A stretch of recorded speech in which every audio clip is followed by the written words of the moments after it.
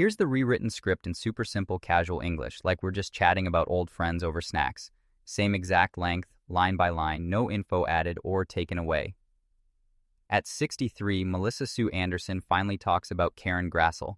Melissa Sue Anderson was born on September 26, 1962 in Berkeley, California, a cool, artsy town full of new ideas and free spirits. She was the younger of two girls. Her parents were James and Marian Anderson, a normal couple trying to keep up with all the crazy changes happening in the 60s. Her big sister Maureen was 12 years older, so Melissa basically grew up with a sister who felt more like a cool older friend than a little kid playmate.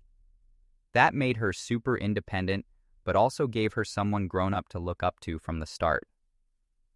When Melissa was only 7, her family packed up and moved from chill Northern California down to busy Los Angeles. That move basically dropped her right in the middle of where movies and TV happen. It totally changed everything for them. But life got messy. When she turned 13, her parents got divorced. Super tough for any kid. She and her sister stayed with their mom, Marian, who raised them Catholic and kept things steady, even when everything felt shaky. Even with all that going on, Melissa was already acting. As a little kid, she did commercials for big brands like Mattel and Sears, so she got used to cameras and being on set super early. It all really started because her dance teacher saw how graceful and expressive she was. The teacher told her parents, "Yo, this girl has something special, get her an agent." And boom, that changed her whole life. Pretty soon, she was going to tons of auditions, booking commercials left and right, and people loved how cute yet real she felt on camera. Then came TV guest spots, and one super cute one was playing Millicent on The Brady Bunch, the girl who has that awkward but sweet first kiss with Bobby Brady. Total classic 70s moment that fans still love. That same year, she popped up on Shaft 2, showing she could do tough crime shows right after family sitcoms. Then, at just 11 years old, everything blew up. She got the role of Mary Ingalls on Little House on the Prairie. That part basically defined her whole childhood. She was on the show for 8 seasons, starting in 1974, playing the sweet, smart, oldest Ingalls daughter who went through some of the heaviest storylines on the whole series. She left after season 7, but came back for 3 episodes in season 8 in 1981, so fans could say a proper goodbye to Mary. In 1976, Michael Landon, who created and starred in the show, asked her personally to be in his movie The Loneliest Runner, which was about his own life. She thought that was a huge honor and was so excited he picked her. She played Nancy Rizzi, the first girlfriend of the kid version of Michael, played by Lance Kerwin. They clearly clicked because the next year, 1977, she starred with Lance again in the TV movie James at 15 as his girlfriend, more sweet teen romance stuff. People noticed how good she was. In 1978, she got nominated for a Primetime Emmy for Best Lead Actress in a Drama for Little House. The next year, she actually won an Emmy for a totally different TV special called Mother Is Mine. That same year, she also starred in a movie called Survival of Dana, playing a North Dakota teen who moves to LA and has to figure out a whole new school and friends, basically a role super close to her real life at the time. By 1980, the show was huge worldwide. She won Best Foreign Actress in Spain and even went on a super popular Spanish TV show called 625 Líneas in 1979. Fans there went nuts for her. In 1981, she got a Young Artist Award nomination for the scary slasher movie Happy Birthday to Me, proving she could do horror too. After Little House ended, she kept working a lot. Shows like The Equalizer, Alfred Hitchcock Presents, Chips, and Murder, She Wrote. She even worked behind the camera as associate producer on Michael Landon's last TV movie Where Pigeons Go to Die in 1990. Super special because they stayed close. In 1998, she got inducted into the Western Performers Hall of Fame in Oklahoma City. Huge honor.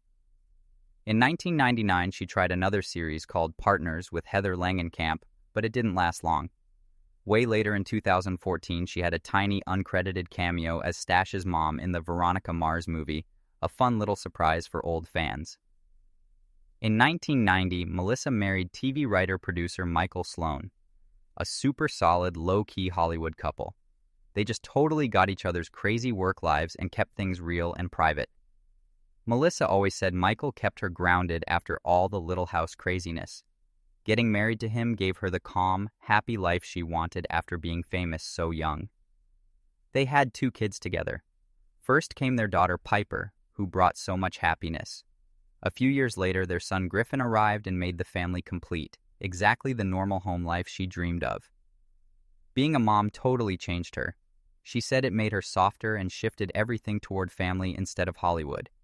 She raised Piper and Griffin to be creative and independent, far away from paparazzi and child star drama. In 2002, the whole family moved from LA to Montreal, Canada, a total fresh start. Montreal felt quieter, prettier, and way more private, perfect after years in the spotlight. She loved the mix of old European vibes and modern life, plus nobody bothered them. Michael could still work on shows from there and enjoy a whole new scene. After a few years, they loved Canada so much they became official Canadian citizens on Canada Day 2007. Melissa called it like starting a brand new chapter where she could just be herself. The citizenship ceremony on the holiday felt extra special, like Canada really welcomed them home. But then came huge sadness years later. Michael Sloan passed away on August 13, 2025 in New York City where he'd been working.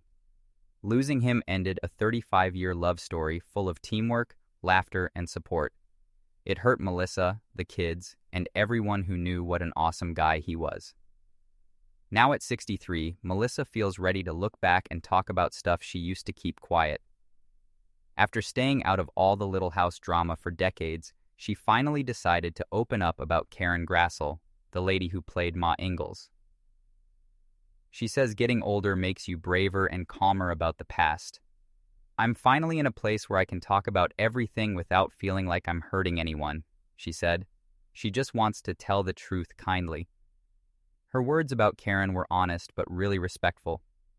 She started by saying how much Karen helped her when she was just a little kid on set. Karen had this warm mom energy. Even when the grown-ups were stressed, she made me feel safe. Melissa watched Karen deal with long hours, arguments, and tough set stuff while still staying classy. I learned so much from her, not just acting, but how to be a strong woman in this business. But she was real about the not-so-perfect parts, too. Everyone knows there was tension between Karen and Michael Landon. Melissa said, "As a kid, you feel it even if you don't get it. You just know the grown-ups aren't clicking." She stayed closer to Michael back then, but now she totally gets Karen's side. I see now she was fighting for stuff she really believed in. I respect that way more today. She even admitted she kept a little distance from Karen during filming. When you're young, you stick with your own group. Karen had hers, I had mine. No beef, just different circles. Looking back, Melissa thinks Karen was carrying a lot no one noticed. She wanted Ma Ingalls to mean something big, and she carried that quietly. I admire that now. The sweetest part? She said getting older makes her grateful for everyone who helped shape her.